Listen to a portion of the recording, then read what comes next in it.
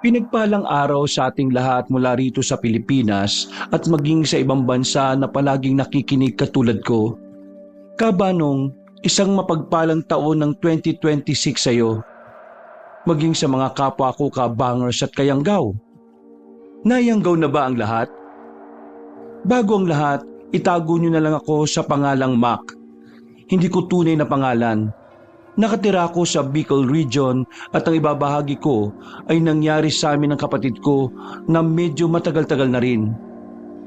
25 years old ako nung ma-experience namin to.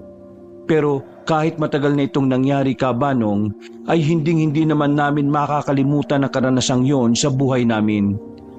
Kahit may mga sarili-sarili na kaming pamilya, may pagkakataong minumulto pa rin kami ng pangyayaring yon.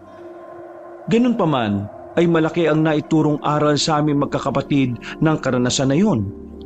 Una ay ang pahalagahan ng simpleng bagay na nasa ating harapan. Pangalawa, matuto tayong pagyamanin ang mga simpleng bagay na ito. At ikatlo, kahit mahirap ang buhay, ay wag na wag tayong gagawa ng hindi maganda.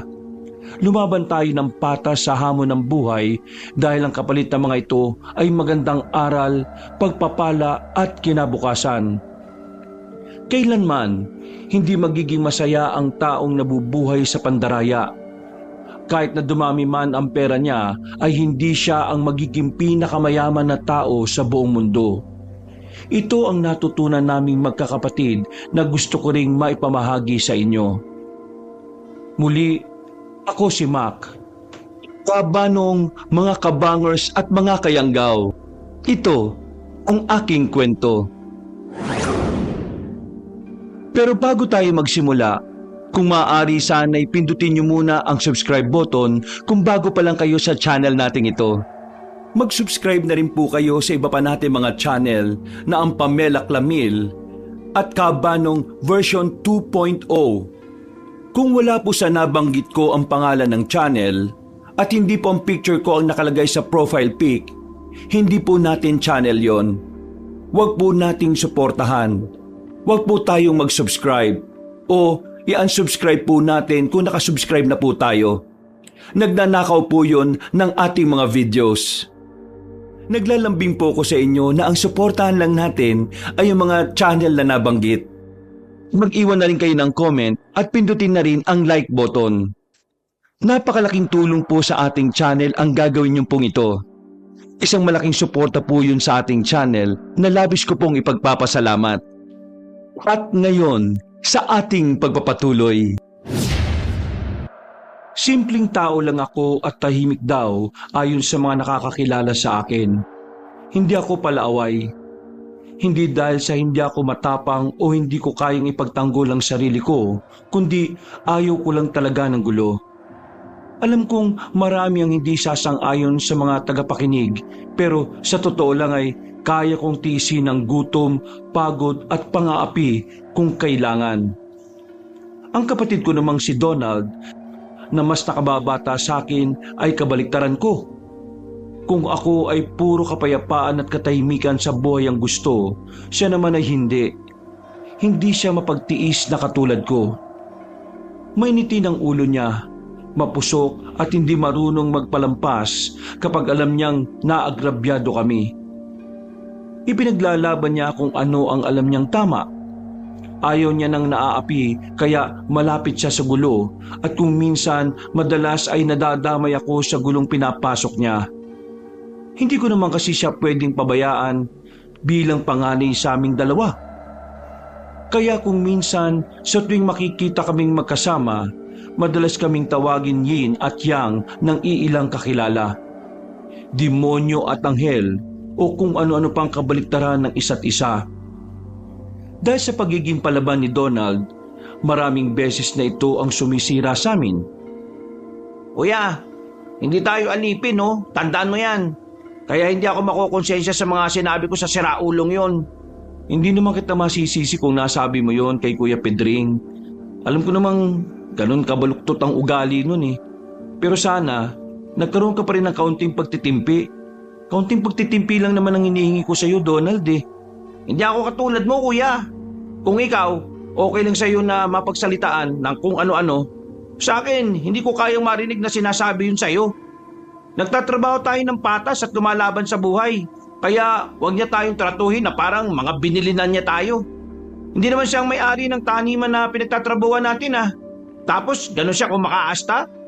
Hindi ako papayag. Kahit mawalan tayo ng trabaho, hindi lang naman yung taniman nilang pwede natin pagtrabahuan Ay nako, Donald. Nagsimula ang lahat sa taniman ng mga gulay na sinasaka namin noon sa kabilang bayan, Kabanong. Isang malawak na lupain na pag-aari ni Mang Severino. Doon kami nagtatrabaho bilang tagapitas at tagabuhat ng mga sako ng bunga. Maaga pa lang ay ramdam ko nang may mangyayari. Nakatayo sa gitna ng taniman si Kuya Pedring, ang kapatid ni Mang Severino. Nakapamaywang siya at nakatingin sa amin na parang hindi kami tao. Pagkakita niya sa amin noon ay sinabi niya kagad na may panglilibak kung bakit kakaunti lang ang nakuha naming mga pananim. Sa tono pa ng boses niya, alam na alam kong may gusto siyang iparating. Siyempre, dahil ayaw ko ng gulo, nagpakumbaba na lang ako at tumingi ng paumanhin. Pero ang totoo ay alam naman ni Kuya Pedring na malakas ang ulan kahapon, kaya natigil kami sa pagtatrabaho. Pero sa halip na maintindihan ay kung ano-ano na ang sinabi sa amin ni Kuya Pedring, na kesyo bayad kami para magtrabaho, hindi para magdahilan. Sinundan pa yun ng kung ano-anong masasakit na salita na sinalo ko naman lahat. Yun nga lang, katulad ng sinabi ko, Kabanong, hindi ako katulad ni Donald. Nang marinig niya ang mga yon, ay sumagot siya hanggang sa nauwi na sila sa bangayan. Mabuti na lang ay naawat namin sila bago pa mauwi sa suntukan at sakitan. Mabait naman si Mang Severino, hindi katulad ni Kuya Pedring na mapangmata talaga. Pero dahil magkadugo pa rin sila kahit anong gawin namin, kami pa rin ang pinaalis sa trabaho para matapos na ang gulo. Wala na akong nagawa. Hindi na rin ako nagmakaawa pang huwag kaming tanggalin. Kasi alam kong baka mauwi pa sa matinding gulo kapag nanatili kami roon. Bukod sa huling sahod, ay binigyan naman kami ni Mang Severino ng kaunting pera. Pero alam ko naman na hindi sasapat yon at mauubos din pagdating ng araw. Lalo na at wala na kaming trabaho. Doon ko unang naramdaman ang bigat ng pagiging kuya, Kabanong. Ayaw ko mang sabihin to, pero dahil meron akong kapatid na hindi marunong magtimpi, kahit hindi ako ang may kasalanan, pero nadadamay at nadadamay pa rin ako. Nagdamdam ako kay Donald at makalipas ang ilang araw ay hindi ko siya pinapansin. At dahil hindi siya sanay ng ganon, kaya kinausap niya ako ng masinsinan. Kuya, galit ka ba sa akin? 1 linggo mo na akong hindi pinapansin Talaga nagtatanong ka pa ng ganyan? Ano ba sa tingin mo? Di galit ka nga. Sa tingin mo, bakit? Tama lang naman yung ginawa ko Donald, kahit isang beses, aminin mo naman sa sarili mo na kasalanan mo kung anong nangyari kaya tayo natanggal. Kuya, pinagtatanggol ko lang tayo. Narinig mo naman yung pinagsasasabi ng Pedring na yun Ano niya tayo, mga alila? Hindi lahat ng laban dapat pinapatulan. Kailan tayo lalaban? Kapag patay na tayo sa pagod sa buhay? Hindi ko sinasabi sa'yo na hindi tayo lalaban sa buhay, Donald. Hindi tayo mayaman at wala tayong lupa. Anong meron lang tayo? Trabaho. Pero nawala na yon dahil sa bibig mo. Biruin mo munti ka pang makipag-away. Paano kung nasaktan mo yon? Di nakulong ka pa. Mas lalo lang tayong namroblema nito ngayon. Kung makukulong ako dahil ginawa ko ang tama, di ayos lang yon. Hindi ayos yun sa akin, Donald. Ikaw na lang ang meron ako Kaya sana, huwag mo nang uulitin ang mga yun. Pwede ba lumayo ka na sa gulo katulad ng ginagawa mong gulo? Hindi na siya nagsalita pa, Kabanong. Tumango lang siya at pagkatapos ay lumabas na ng bahay. Makalipas pa ang ilang araw at linggo, nakahanap na nga kami ulit ng trabaho. Ang unang naging palit trabaho namin ay ang pagiging kargador sa palengke. Naging maayos naman sa mga sumunod na araw, kaya ang akala ko doon matatapos ang init ng ulo ni Donald. Pero nagkamali ako. Dahil sumabog na naman siya nung habang kasama ang katrabaho namin si Benjo. Hoy, Benjo! Buhat-buhat ko na to ah. Nakita mo naman, di ba? Nakikipag-una ka ba sa akin, ha? Donald, kumalma ka. Siya yung nangunguna, kuya eh. Hindi ako.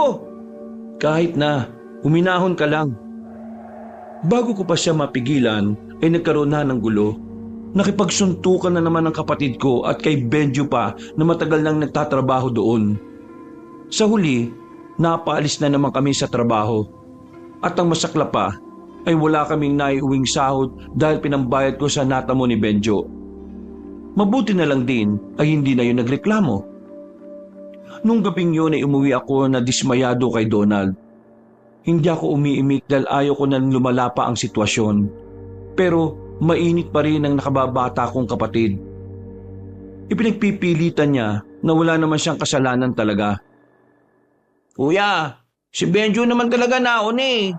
Sa loob pa lang, tinutulak-tulak na niya ako eh. Pinalampas ko naman yun eh. Hindi ka nalang nagtimpi sa kanya. Sinubukan ko naman magtimpi eh. Pero ikaw pa rin yung naunang sumuntok. Saka na nga tayo mag-usap. Matulog na lang tayo. Sa mga lumipas pang araw kabanong, bumalik na ulit sa normal ang lahat. Nagkaroon na ulit kami ng trabaho bilang construction worker. Sumubok kami sa construction site sa bayan. Mas mabigat ang trabaho at dapat ay mas mahaba ang presensya ng mga tao.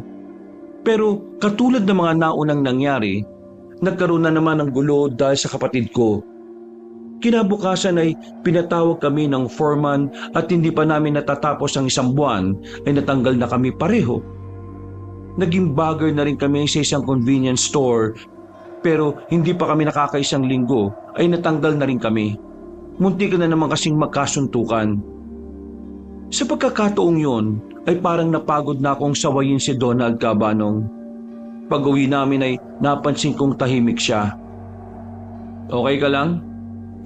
Himala ah, wala ka masabi ngayon. Napapagod ka na rin ba sa mga pinaggagawa mo?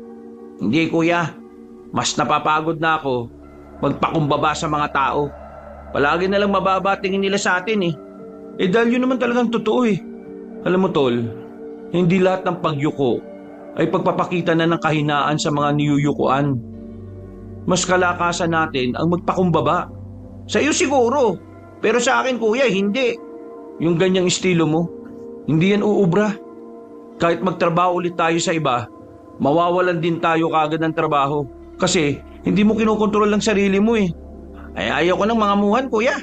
Paano naman tayo hindi mangangamuhan? Wala naman tayong perang panimula para magnegosyo. Hindi umuwi na lang tayo sa atin, doon sa probinsya natin. Ha? Bakit mo naman naisip yan bigla? Mas okay nang nandun tayo sa baryo natin doon sa probinsya eh. Mas kilala tayo ng mga tao ron. Kesa dito na lagi tayong ako na may kaaway.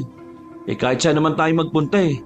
Kahit bumalik tayo sa probinsya natin, may mababago ba? Wala, di ba? Palaaway ka pa rin. Namimiss ko na yung bahay natin eh. Sila nanay, saka tatay. Gusto ko nang bumalik dun. Kahit naman bumalik tayo ron, wala naman na sila nanay at tatay eh. Matagal silang patay. Kaya nga tayo umalis dun, di ba? Pero yung bahay, nandun pa rin naman. Yun lang ang alaala nila sa atin. Kaya pakiusap lang kuya, bumalik na tayo. Sigurado ka na ba? Oo. O sige. Kung yan ang desisyon mo, babalik tayo sa probinsya sa baryo natin. Pero sana'y sikapin mo nang magbago. O sige, pero hindi ko may papangako kuya ah. Basta okay na yun sa akin. Ang mahalaga naman narinig ko na sinabi mo yan. Sa pagsapit ng ilang araw, nagdesisyon na nga kaming umuwi sa probinsya namin kabanong. Wala pa kaming ideya noon na ang pagbabalik namin sa baryong sinilangan namin ni Donald ay hindi simpleng pag-uwi. Hindi ko pa alam na ang susunod na trabaho na hahawakan namin ay hindi na tao ang amo. At ang kasunod na away na kakaharapin namin ay hindi na tao ang makakaaway namin, kundi isang anyo na nanggagaling sa kadiliman. Makalipas ang 3 araw ay naging buo na nga ang loob ko.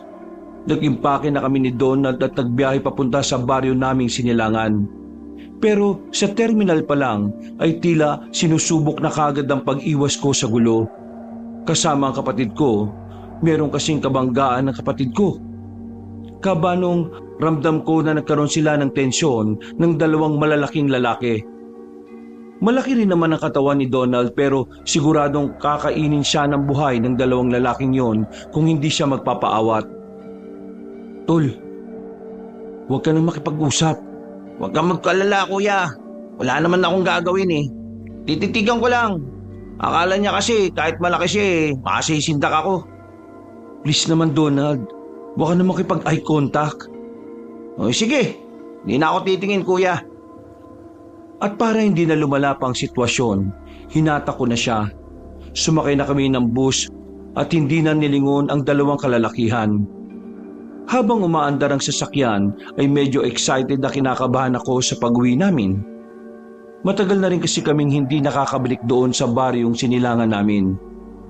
Sa totoo lang Kabanong, magmula nang namatay ang nanay Lydia at tatay Tomas namin, 5 buwan pa lang ang nakalilipas ay umalis na kami roon. Natroma kasi kami pareho dahil biktima ang mga magulang namin ng malagim na patayan. Oo Kabanong, namatay ang nanay at tatay namin ni Donald nang pasukin kami ng mga magnanakaw ng isang tahimik na gabi. 15 anyos pa lang ako noon habang si Donald ay 12. Sa harap mismo namin nangyari ang krimen at mapalad nga kami dahil hindi kami dinamay ng mga mamamatay tao. Para makalimutan ng trauma ay umalis kami roon. Namasukan na kung saan-saan trabaho hanggang sa ito na nga. Isang araw ay babalik din pala kami kung saan kami ipinanganak. Hindi ko alam kung magandang ideya ba itong naisip namin pero wala namang masama kung hindi susubukan. 3 oras ang naging biyahe. Nang malapit na kami, medyo naging pamilyar na sa akin ang daan. Pakunti na kasi ng pakunti ang bahay at pati ang mga taong nakikita namin. Hanggang puro palayan at damuhan na lang ang nakikita ko sa bintana. Kuya, naalala mo pa ba yung itsura ng baryo natin? Oo. Pero medyo lang ha. Bakit? Wala lang. Kumusta na kaya yung bahay natin doon? 10 taon din tayo hindi umuwi doon eh. Buhay pa kaya yun? Baka mamaya may iba nang bumabahay doon ha? Hindi naman siguro. 'Di ba bago tayo umalis, pinalinis ko yun kay Manang Salvacion. Ang tanong, buhay pa ba si Manang Salvacion? Oo naman, 66 siya nung umalis tayo eh. Bali ngayon nasa 77 na siya. Sana, buhay pa siya at naalala niya pa tayo. Sigurado yun. Ang dami mo naman tanong. Mukhang excited ka na makauwi ah. Medyo, kaya lang ano, baka maalala ko na naman yung nangyari. Huwag ka mag-alala, 10 taon na yung nakalipas. Siguradong tahimik na yung kaluluwa ng mga magulang natin. Matutuwa yun sila dahil bumalik na rin tayo. Tama lang din naman ang naging desisyon natin eh. Hindi na siya umimik. Sumandal na lang ulit siya sa upuan at tinanaw ang paligid sa labas.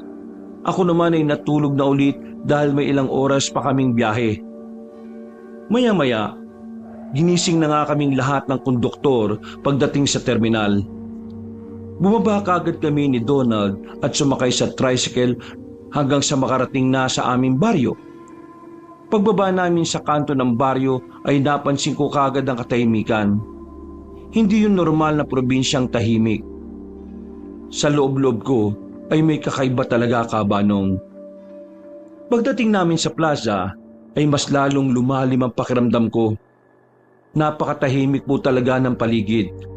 Walang mga batang naghahabulan ng ganong oras. Wala ring mga tsismosang nagtatawanan sa tindahan sa tapat ng plaza. As in, para kaming nasa ghost town. Pero hindi naman ganito dati sa baryo. Malit man ang lugar namin, pero masasaya at maiingay ang mga tao. Lalo na kapag ganitong oras ng hapon. Ito kasi ang oras kung saan naglalaro ang mga bata at nagtitipo naman ang mga kababaihan sa tapat ng tindahan. Kung minsan nga ay meron pang mga nagsasabong at naglalaro sa bandang open basketball court. Hindi ko alam pero yung kakaibang aura sa baryo ang bumabagabag sa akin. Kuya, bakit ang tahimik mo? Ako ba yung tahimik? Parang yung baryo ang tahimik eh. Hindi mo ba nararamdaman? O nga no, dati maraming aso ron sa tabi ng tindahan ni Manang Salvasyon, di ba?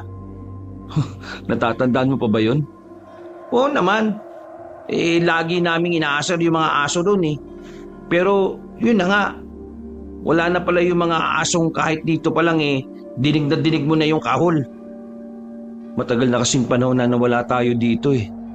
Sa tingin mo ba, sa loob ng 10 taon, buhay pa yung mga aso na yun? Sa bagay.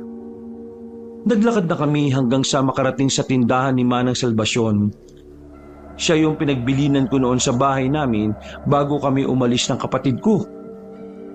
Hindi pa nga niya kami nakikilala kagad pero nang magsalita ako ay napangangas siya sa pagkabigla. Pumasok din kami kagad sa loob ng bahay niya para doon mas makapag-usap na maayos. Mac, Donald, kayo na ba talaga? Oho. Mabuti naman at nagbalik na kayo dito sa atin. Abay, ang gwapo nyo na lalo ah. Lalo na tong si Donald. Napakaganda ng katawan. Siguro macho dancer ang trabaho mo ngayon, ano? Nako, hindi naman po. Nahubog lang po sa pagbubuhat sa pinagtatrabahuan namin. Ang totoo po niyan, kaya kami napauwi kasi wala na rin kaming trabaho talaga. Balak na namin dito maghanap ng trabaho at magsimula ulit. Abay, natutuwa naman ako marinig yan. Palagi ko kayong pinagdarasal na dalawa at masasabi kong tinugon na ng Panginoon ang dasal ko. Matanong ko lang po, kumusta na yung bahay namin? Iniisip kasi namin na baka may iba nang nagmamay-ari eh. Ay, bakit mo naman naisip yan? Hindi naman ako gahamang tao para ipagbili ang lupaing hindi naman sa akin. Pero nitong mga nakalipas na taon, may mga taga-gobyerno ang panay pabalik-balik at gustong kamkami ng ilang lupa rito. Mabuti na lang bago mamatay ang asawa ko naipaglaban talaga namin ang lupa niyong yon. Patay na ho ba si Jesus? Oo, 1 taon na nung nakaraang buwan. Sayang at hindi niya naabutan ang pagbabalik ninyo. Mawalang galang na ho. Pwede bang malaman kung ano ikinamatay niya? Uy tol, ano ka ba naman? Bakit mo pa tinatanong? Sira ka ba? Tinatanong ko lang naman kuya Maging sensitive ka naman. Ay, ayos lang naman. Medyo hindi lang maganda ikinamatay ni Jesus. Aksidente siyang sinalakay ng mabangis na hayop doon sa Borol. Mga bandang hapon daw yon. Kasama niya yung apo kong hindi nakapagsasalita. Si Pepe po? Oo. Nangunguha kasi sila ng mga tuyong kahoy para pantambak namin sa pagluluto. Tapos yun nga, inatake ng mabangis na hayop. Matagal na naman na yung mabangis na hayop na yun na nagpapaikot-ikot daw dun sa mababang Borol. Marami na ngang naghahanap doon pero hindi pa rin mahagi-hagilap. Kung napapansin nyo naman ngayon medyo tahimik na dito sa baryo. Yun ang dahilan.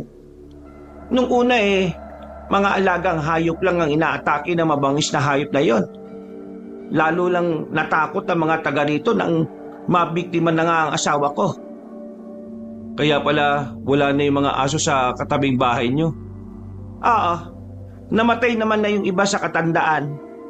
Pero nung ilan sa mga anak nung dati nilang aso nung nakakawala, hindi na nakauwi. Kinabukasan nakita na lang na mga patay na at may tusok sa tiyan. Gawa ng mabangis na hayop na pumatay din kay Jesus. Anong klaseng mabangis na hayop po ba? Ang sabi ni Pepe, baboy ramo raw na sobrang haba ng panuhog. Itim na itim daw Kaya mag-ingat kayo ha. Kasi hindi lang mga alagang mga manok, baboy, kambing, aso o pusa ang inaatake. Pati tao na rin.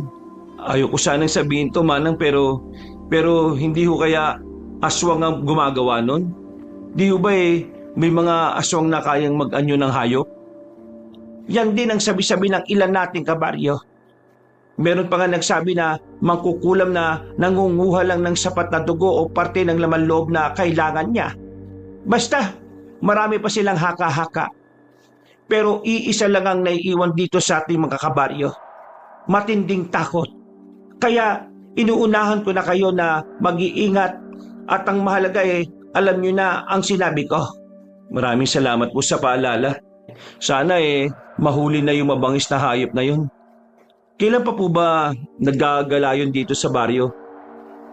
3 taon na ngayon. 3 taon na kaming parang namumuhay sa takot.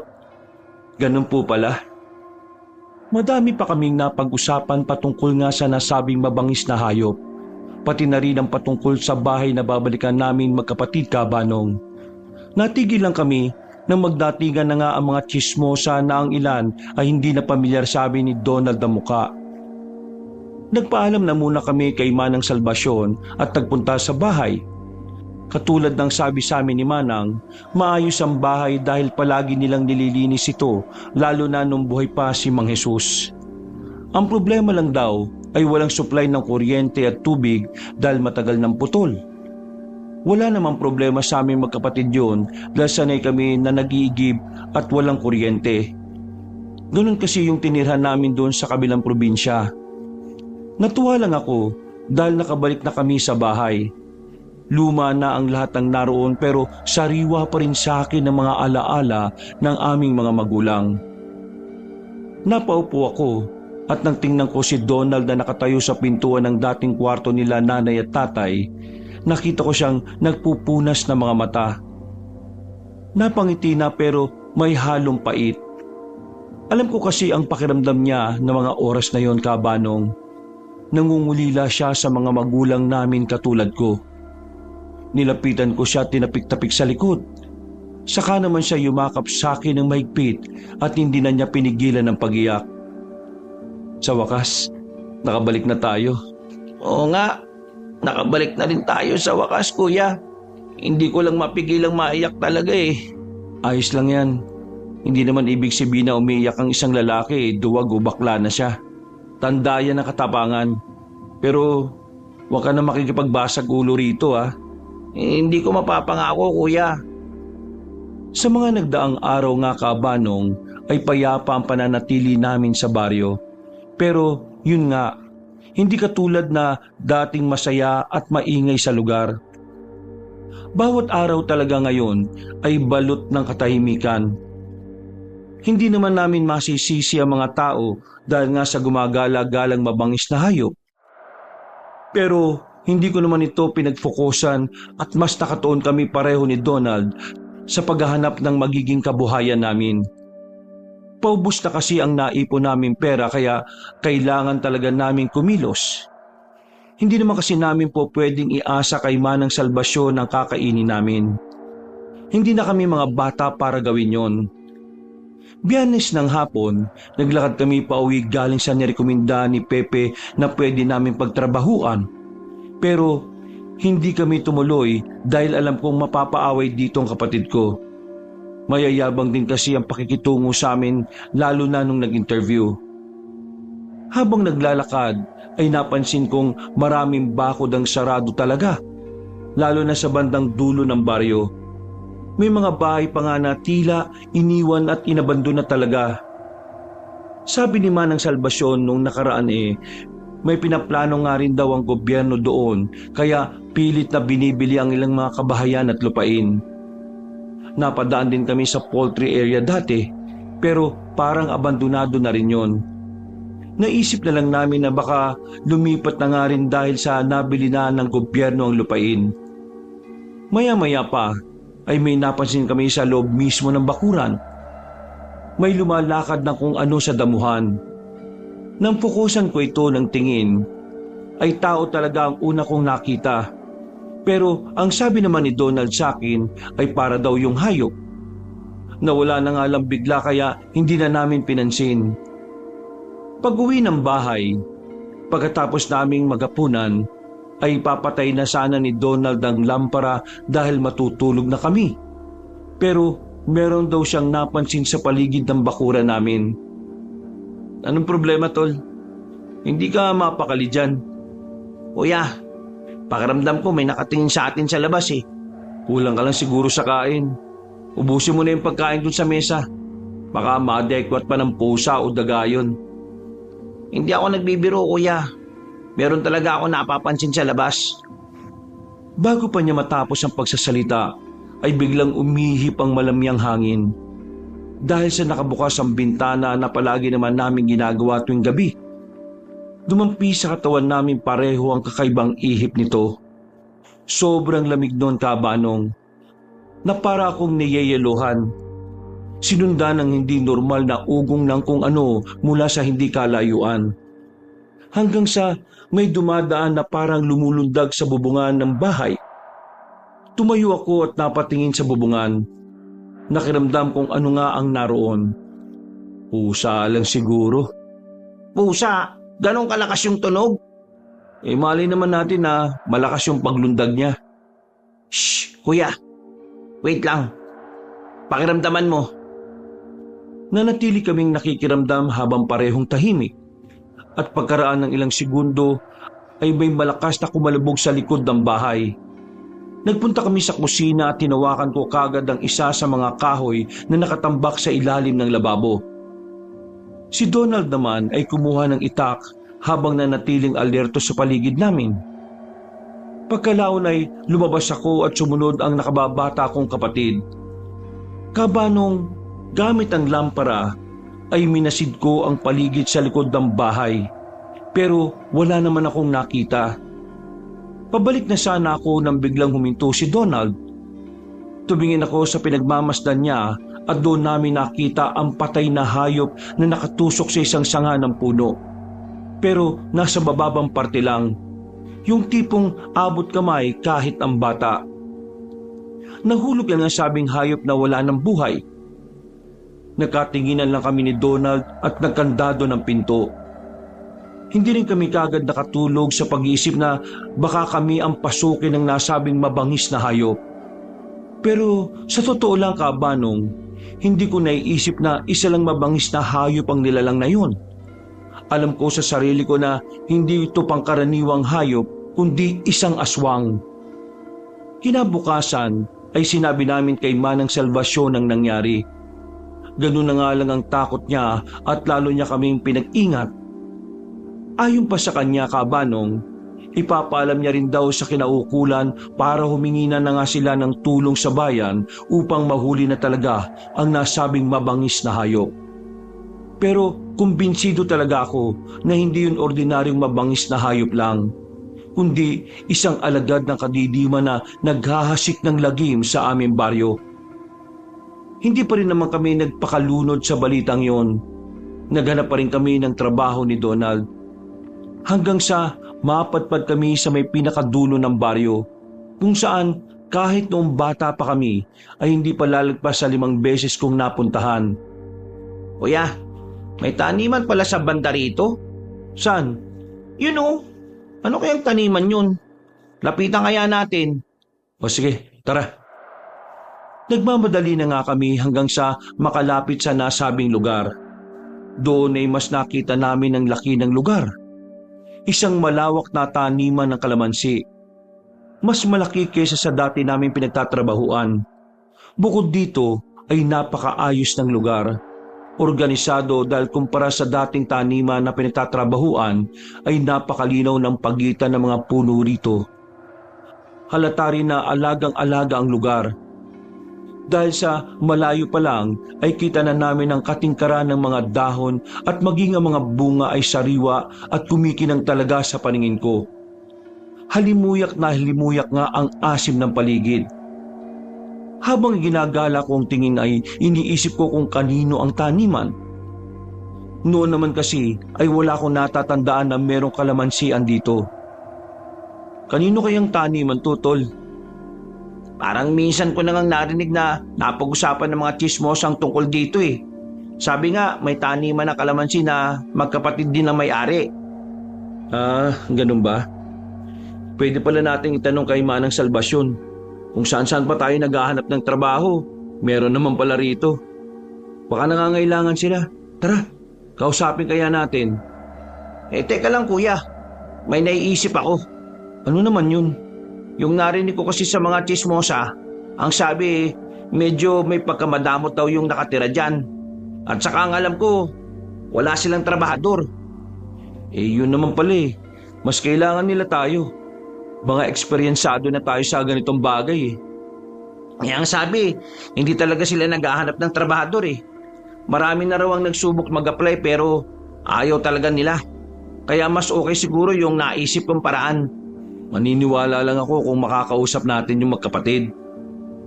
Hindi na ako nagpapigil pa kay Donald. Nagtuloy-tuloy ako hanggang sa makita namin ang magarang bahay. Maganda yon, pero halatang may kalumaan na. Hindi rin ako sigurado kung bata pa lang ako ay nakatayo na ang bahay na yon. Pero sa palagay ko ay oo. Ngayon ko lang kasi nakita yon, Kabanong. Nakapagtataka lang dahil parang luma na talaga ang magarang bahay. Naisip ko na lang na baka walang oras ang may-ari na i-maintain ng bahay dahil nga dalawa lang sila. Palapit pa lang kami sa nilulumang gate ay sinalubong na kami ng isang gwapo, matangkad at maskuladong lalaki. Para talaga siyang artistahin, Kabanong, at mahalata namang hindi gumagawa ng mga gawain sa bukid. Ngumiti ako pero parang wala siyang emosyon na hinarap kaming magkapatid. Magandang araw ho. Ako pala si... Hindi kayo pwede pumasok dito. Ha? Pasensya na. Wala naman kaming intensyon na masama eh. Ako si Mac, siya naman si Donald, ang kapatid ko. Mag-a-apply lang sana kami ng trabaho. Sanay kami sa mga pagtatanim dahil yun ang trabaho talaga namin noon. Hindi kami nangangailangan ng trabahador. Nabalitaan namin sa baryo na dalawa lang kayo magkapatid dyan. Ikaw siguro yung sinasabi nilang alibe? Malawak yung taniman nyo ng kalamansi kaya siguradong nahihirapan kayo kung dalawa lang kayo. Mas okay kung meron kayong trabahador na sanay sa ganung gawain. Pasensya na, pero hindi namin kailangan ng trabahador. Makakalis na kayo. Sige na naman oh. Kailangan na kailangan talaga namin ng trabaho. Hindi ka ba nakakaintindi? Ha? Kuya, tara na. Sabi ko naman kasi sa iyo eh, wala tayong mapapala rito eh. Hayaan mo siya kung ayaw niya. Siya naman ang nawalan at hindi tayo. Hindi ko na nagawang tumugon, Kabanong, dahil hinatak na rin ako ni Donald. At isa pa, ay umalis na rin kaagad yung lalaki parang walang emosyon. Pagkahinto ay napalingon pa nga kami pareho sa magarang bahay at doon namin nakita ang magandang babae. Nakatayo yun sa pintuan at nakatingin lang sa amin. Katulad nung lalaki, para rin siyang artistahin sa ganda. Aaminin ko nga na nung una ay natipuan ko pa yung babae. Pero nung nalaman ko ang totoo, ay doon na nagbago ang lahat. Nanahimik lang ako pag-uwi namin sa bahay. Pinag-iisipan ko kasing mabuti kung papaano ko mapapapayag si Alibi na tanggapin kami sa taniman nila ng kalamansi. Sa matinding pag-iisip ko, ay hindi ko namalayan ang mabilis na pagtakbo ng oras. Pagsapit ng gabi, may mga ilang tanod na nagro-robing dahil nga para mamatyagan ang sinasabing mabangis na hayop. At sa mga sumunod na araw ay ganun pa rin ang mga kaganapan. Panay pa rin ang isip ko kung paano mapapapayag ang magkapatid na Diali at Alibi. Hanggang isang hapon, galing ako, Kabanong, sa palengke matapos utusan ni Manang Salvasyon na maghatid ng pera. Dahil naiihina ko, tumakbo ko sa mga puno pagpasok sa baryo namin at naggulat ako nang makita ang isang babae. Siya yung isa sa may-ari ng taniman na kalamansi na tinatawag nga nilang si Diali. Dali-dali akong tumalikod dahil baka makita niya ang itinatago kong pagkalalaki. Binilisan ko rin kaagad ang pag-ihi dahil sa hiya. Pagkalaon, humakbang na ako palayo. Pero napalingon ako ulit sa kanya. Doon ko siya mas natitigan ng malapitan. Matangkad, balingkinitan, mahaba ang buhok at maputi ang balat. Para talaga siyang artista na may halong pagkadiwata. Kabanong, masasabi kong nakakaakit ang ganda niya na para akong nasisilaw. Baka matunaw naman ako sa kakatitig mo. Ho? Pasensya na ah. Ikaw yung isa ron sa may-ari ng taniman ng kalamansi, di ba? Oo, ako si Diali. Ako naman si Mac. Pasensya na sa sasabihin ko ah. Magiging makulit lang talaga ako dahil kailangan namin ng kapatid ko ng trabaho eh. Baka po pwede kami ron sa taniman nyo na. Pasensya na. Pero hindi kami talaga kumukuha ng tauhan eh. Malawak kaya ang taniman nyo. Baka kailangan nyo ng dagdag na kamay. Eksperyensado naman kami ni Donald eh. Yung kapatid kong yun, nakasama ko nung isang araw. Kaya namin. Tinalikuran na niya ako. At nang mapatingin ako sa bandang hita niya, ay may napansin akong mantsa ng dugo. Kahit sa kamay niya ay meron din. Hindi ko na lang nagawang matitigan ng gusto dahil nakalayo na siya. Nagtungo na ako sa tindahan ni Manang Salbasyon at naabutan ko nga roon ng mga kaibigan niyang tsismosa. Huminto siya saglit at tinayaan niya mga yon na mag-usap-usap. Ako naman ay pasimpleng nakinig sa usap-usapan nila. Kaya narinig ko ang tungkol doon sa nangyari sa kabilang baryo. Pagkabigay ko ng resibo kay Manang Salbasyon, ay kinumpronta ko siya patungkol sa pinagchichismisan sa labas ng tindahan. Manang, totoo po ba yung narinig ko sa mga kumare mo? Yung nangyari ron sa kalabaw ng isang magsasaka sa kabilang baryo? Opo. Yun nga yung narinig ko sa usapan nyo kanina.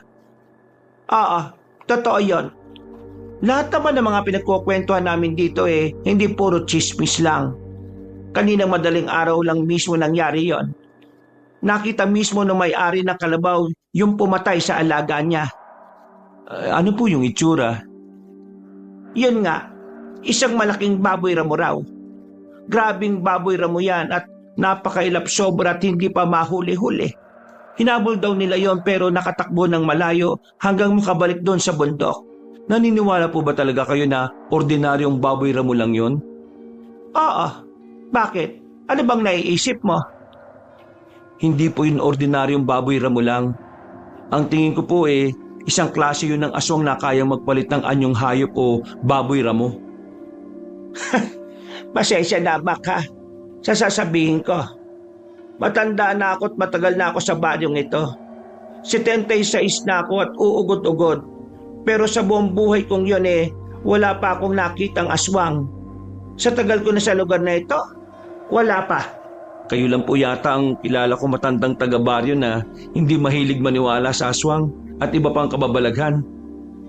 Hindi kasi kami pinalaki ng mga magulang namin na naniniwala sa mga ganyan.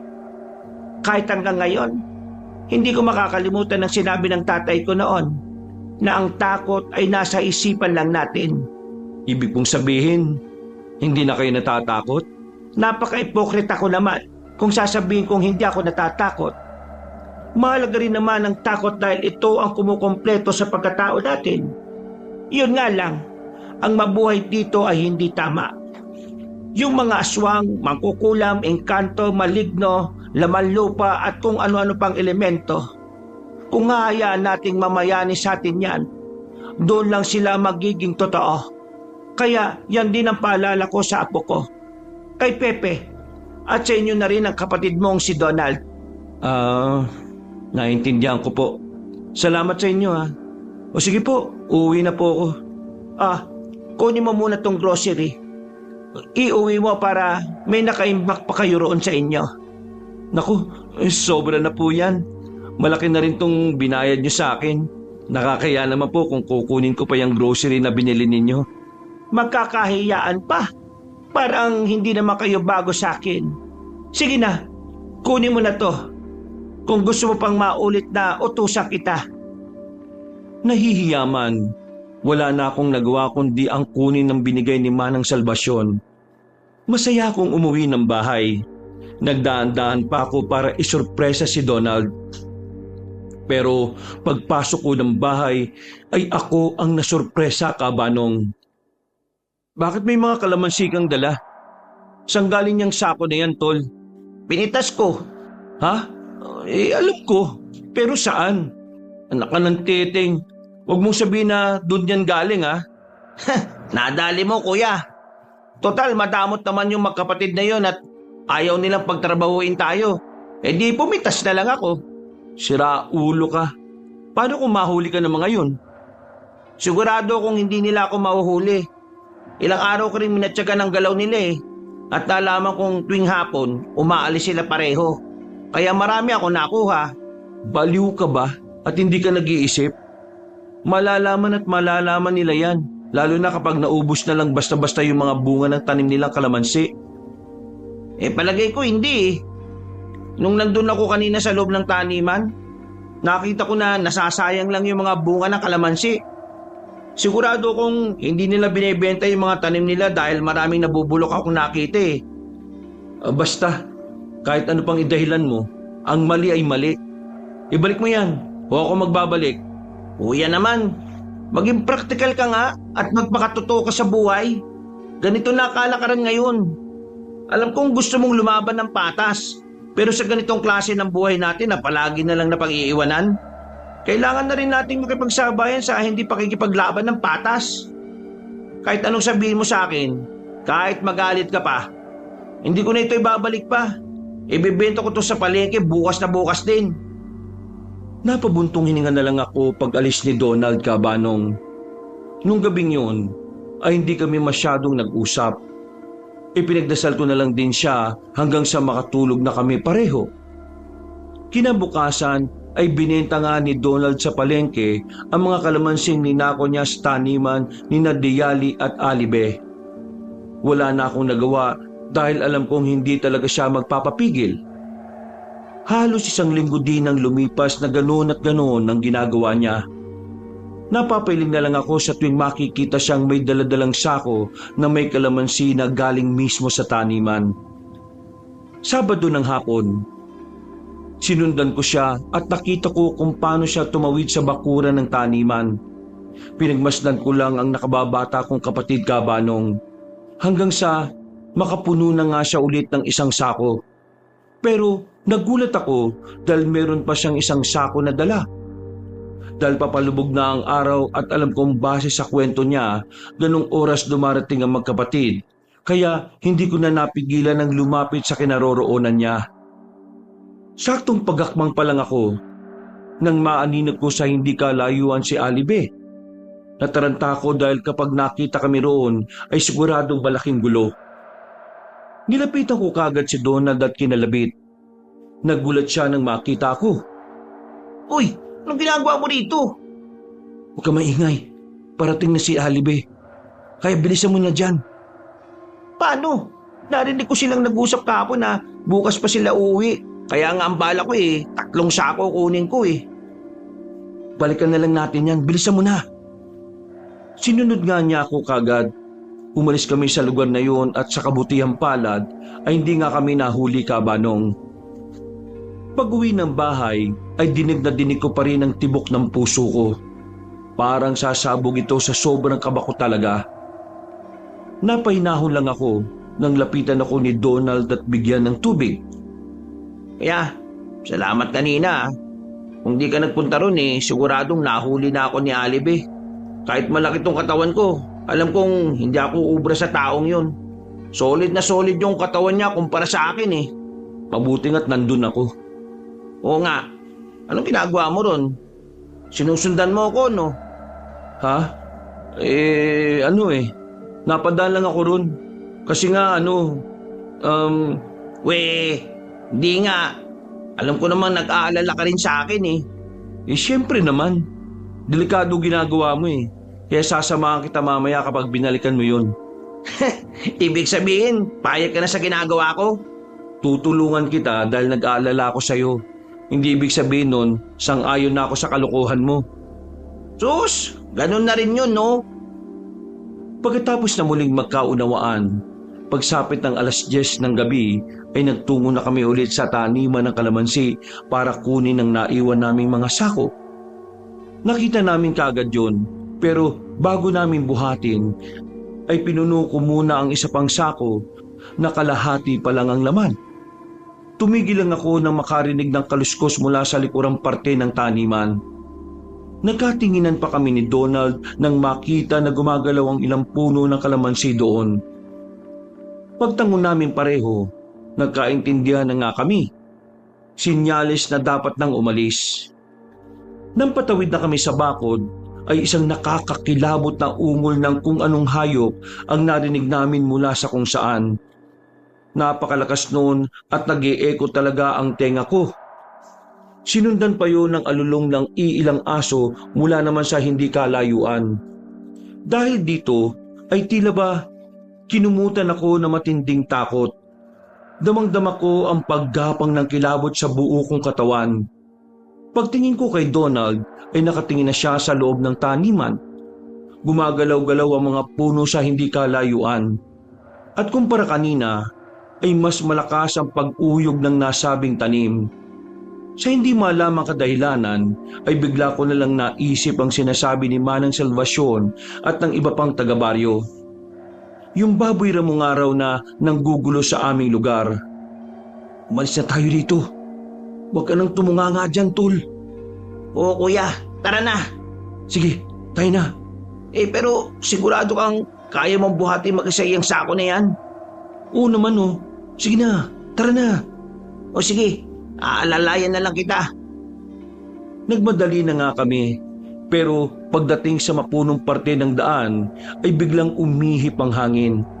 Mas lalo kong nangilabot dahil parang may kakaibang nilalang na nakatingin sa amin. Muli naming narinig ang kakaibang ungol ng kung anong hayop hanggang mas lumakas pa ang hangin. Kabanong muli ring umalulong ang aso at eksaktong napatigil ako at nailapag ang sako ng kalamansi. Mula sa bandang kanan, sabay kaming napalingon ng kapatid ko sa hindi kalayuan at may dalawang pares ng mapupulang mga mata ang biglang sumulpot. Lumakas ng lumakas ang ungol ng kakaibang halimaw. Hanggang sa makita nga namin ang tila malaking baboy ramo na pulang-pula ang mga mata. At tama nga ako ng hinala. Dahil hindi yon ordinaryong baboy ramo lang. Bukod sa namumulang mga mata at mahabang mga pangtuhog ay sobrang haba ng buntot nitong nakabagsak. Basta, para talagang may kakaiba sa hayop na yon. Yan ba yung sinasabi nilang baboy ramo, kuya? Oo. Pero hindi yan basta baboy ramo lang. Kaya mag-iingat ka. Anong ibig mo sabihin? Tingnan mo nga, may baboy ramo bang ganyan ang itsura? Gulat na gulat kami pareho nang makitang iniangat ng baboy ramo ang mga paa niya sa unahan. Para siyang taong nakatindig na mas malaki pa sa amin ni Donald. Nang ikampay niya ang mga buntot at ihampas sa katawan ng puno, mas lalo kong kinabahan dahil naukab ang katawan ng puno. Kitang-kita namin yon sa ilalim ng sinag ng maningning na buwan. At nang tumulo ang laway nito, ay nakita kong para yung umusok. Pati ang bibig nito habang parang nagbubunga ng ungol. Kuya, anong nilalang yan? Aswang. Aswang? Oo, kaya bitiwan mo na yung hawak mong sako. Muna, bilis! Eksaktong pagbaba ni Donald sa sakong naglalaman ng kalamansi ay muling ibinaba ng halimaw na nagpapanggap na baboy ramo ang paa niya. Tumakbo na kami kagad at napasulyap pa ako sa likuran. Doon ko nakita na tila bumubuelo ang nasabing nilalang. Dahil doon ay mas binilisan namin ang pagtakbo. Hanggang sa makarinig na lang kami sa likuran ng mabibigat na mga yabag. Tol, bilisan mo kung ayaw mo matuhog ng aswang na yan. Kuya naman nananakot ka pa eh. Paano mo naman nasabi na aswang yan ha? Nakita mo naman yung ginawa niya, di ba? May normal bang hayop na ganyan? Tumatayo, tapos yung buntot, kaya masugatan yung makapal na katawan ng puno. Yung laway niya umuusok-usok pa. Baka kapag kinagat tayo niyan, malusaw tayo kagad. Walang yaan naman Dapat pala, pinagpabukas na lang natin yung pagkuha sa mga ninakaw nating kalamansi. Hindi mo man lang ako pinigilan kasi. Naku, huwag na tayo magsisihan. Bilisan mo na. Mas lalong lumakas at bumigat ang naririnig namin mga yabag ng baboy ramong humahabol sa amin. Hindi na muna ako lumingon sa likuran pa. Ang tanging gusto ko na lang talaga, Kabanong, ay makauwi kami ng ligtas. Pero nang mapansin kong may anino sa pagitan namin ni Donald, ay napasulyap ako sa likod ng wala sa oras. Doon ko nakita ang naglalaway na itsura ng aswang na nagpapanggap na Baboy Ramo. Kitang-kita sa mga mata niya ang matinding galit. Kaya kahit pagod ay mas binilisan ko pa ang pagtakbo. Hanggang sa makita ko si Donald na lumiko sa kaliwa. Nakahinga ako ng maluwag nang sa kanya sumunod ang halimaw. Pero nag-alala naman ako ng gusto para sa buhay ng nakababata kong kapatid, Kabanong. Susundan ko sana sila, pero nagulat ako nang may makitang 2 pares pa ng mga mata sa hindi kalayuan. Nang lumabas yun sa dilim, ay lumitaw ulit ang Baboy Ramo. Pero alam kong hindi ito yung naunang humabol sa amin. Mas maliit kasi ito kumpara sa nauna. Pero pareho sila ng bangis kung pagmamasdan. Kabado kong napatras hanggang sa meron akong malanghap na pamilyar na amoy, Kabanong. Pero hindi ko na muna pinag-isipang mabuti ang tungkol doon. Mas una kong pinagtuunan ng pansin ay kung paano ako makakatakas sa panibagong kalaban. Nag-aalala man ako kay Donald ay tumakbo na kagad ako palayo. Hanggang sa marinig ko na rin ang ungol ng Baboy Ramo. Kasunod ng mabibigat nitong mga yabag na halatang mas mabilis ang pagtakbo. Nang malapit na ako sa mga kabahayan ay gumawa na kagad ako ng ingay. Hindi para mambulabog kundi para masaklolohan ako. Tulong mga kapitbahay, tulong! Hinahabol ako ng halimaw na nagpapanggap na Baboy Ramo! Hingal kabayo na talaga ako sa pagtakbo, Kabanong. Para na ako maubusan ng hangin pero hindi ko pa rin nagagawang tumigil. Dahil alam kong kapag ginawa ko yon, siguradong katapusan ko na talaga. Mga kapitbahay, tulong! Tulungan niyo ako! May aswang! May aswang! Hinahabol ako ng aswang! Nagkahula ng ilang aso. Pero nang malakas na umungol ang nasabing nilalang na humahabol sa akin, ay nanahimik ang mga nagkakahulan kanina. Para silang nadaig ng iisang ungol ng halimaw. Kaya dito ko pa lalong mas nakumpirma na hindi nga talaga ordinaryong Baboy Ramo lang ang humahabol sa amin. Pagdating ko ng plaza ay narinig ko pa rin ang mabigat na yabag na tumatakbong halimaw sa likuran ko. Nagpaliko-liko ako hanggang sa maaninag ko ang tindahan ni Manang Salvasyon. Sa kasamaang palad lang, Kabanong, ay sarado na yon dahil malalim na ang gabi. Pero dahil pagod na ako at hindi ko na rin talaga alam ang gagawin, takot akong huminto sa harapan noon at kinalampag ng paulit-ulit ang tindahan. Nakita ko ring nagbukas ng ilaw ang iilan sa katabing bahay.